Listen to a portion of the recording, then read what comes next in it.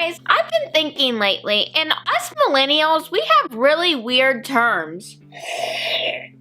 Some people don't really understand some of the terms that we use. Heck, I don't even understand some of the terms that we use or understand the meaning of it, but I use it anyway because I hear everybody else using it. Oh my god, I am so shook right now. Kris Jenner has her own YouTube channel now. I am shook.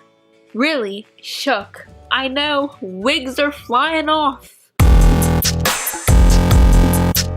This next term, there are a couple different meanings for it, and that is snatched. The first definition of snatched is kind of like fleek, except no one uses on fleek anymore. I never used on fleek, and I don't hear anyone use on fleek anymore. But the first definition of snatched is your makeup is looking snatched. I don't use that term of snatched. Next term of snatched is probably my favorite. I start using it a lot because of Shane Dawson, and that is snatched or wig. There are two terms that I absolutely hated.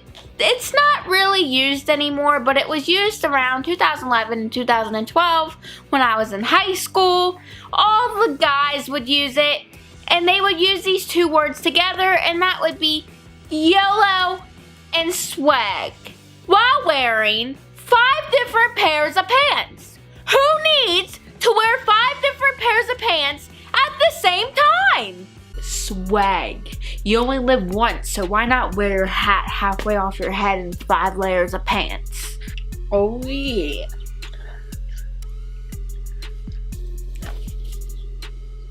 YOLO. This next word was used a lot when I was a senior. I never really used it. My friend absolutely hated it, and that was the word bae. I don't really hear anybody using that word anymore. I know some people probably still use it, but my friend was like, why don't you just call them your boyfriend or your girlfriend? Why are they calling them bae? The next term, a lot of guys that went to my high school are very familiar with this, and that is Netflix and chill.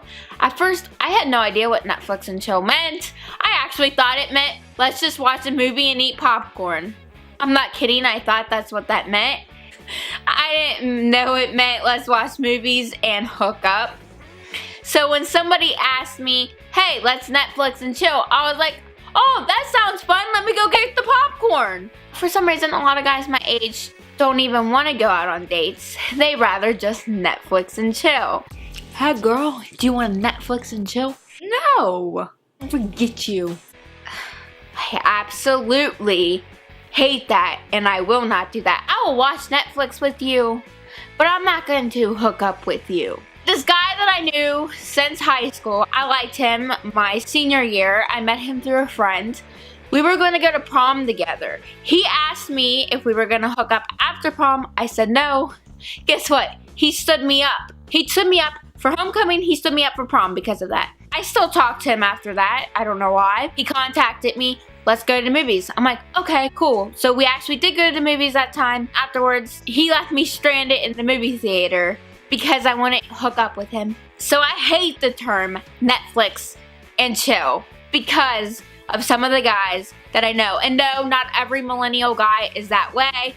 Just a lot of the guys that I know. The next term, I use this a lot to describe myself, especially when I go to Starbucks, and that is basic. I love myself pumpkin spice lattes, and every time Starbucks has a new Frappuccino out, I can never get it because it's always sold out. One of my other favorite terms that I like to use a lot, and a lot of people, like my mom and the generation before me, don't understand what this means. That is spilling the tea.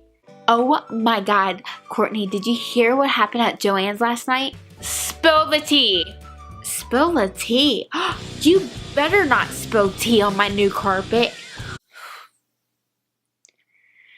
Spill the tea means tell me the details. The next term used to be used a lot. I don't really hear people using it anymore, and that is the term ratchet. I still use it, but I catch myself because I feel like it's not cool to use that word anymore. The next term, I feel like a lot of millennials use it. I'm guilty of using this. I got made fun of from a lot of people that I went to high school with. They would call me preppy or uptight, and that would be, oh my god, I can't even. OMG. For real? people would get really upset and be like, "Stop talking." Next term, a lot of my friends are very familiar, and a lot of my friends did this. I'm not very familiar with this because I never done it, and that is to get turned. That's another word I don't hear people use anymore. I hated that word for some reason, turned.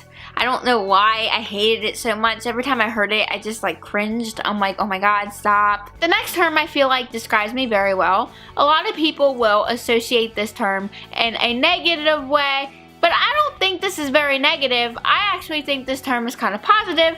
I don't think there's anything wrong with it, and that is being extra. I think there's nothing wrong with adding sprinkles to your ice cream. I don't think it's anything wrong with just going over the top sometimes. I personally think it's okay, but that's just me. The next term I used to hate, and for some reason I started using it. I think I hear it all the time, and that is the word lit. I hated that word so much, and now for some reason I just end up using it, and I'm like, did I just say that? The next term, I don't really hear millennials use it as much as I hear a lot of younger people use it, and that is ship. Shipping people, I feel like is fine. When I was younger, I used to ship people. I wanted Ashley Simpson and Pete Wentz to stay together. That didn't happen. I also was a huge fan of Nick Lachey and Jessica Simpson. But I am not a fan of shipping when it means tearing other people down when they're actually in a relationship with somebody else. I've seen that a lot on the internet. I do not support that at all, and I see a lot of hate on the internet over shipping people. If somebody is dating somebody, especially if it's people you don't really know in real life, do not go on to their significant other's profile. Put them down because you prefer them to be dating somebody else. Now, you might think, oh, they look cute together, but in reality, they may not go together. They might just be friends, or they might not really be friends at all. They might just be people who just work together. It's okay to ship. Just don't do it to the point where you're putting down the person that they're actually dating. Just like with being a stan of something. It's okay to be a fan of something. I was a huge fan of things when I was little. Just don't take it to an unhealthy level. Just like that song, Stan by Eminem.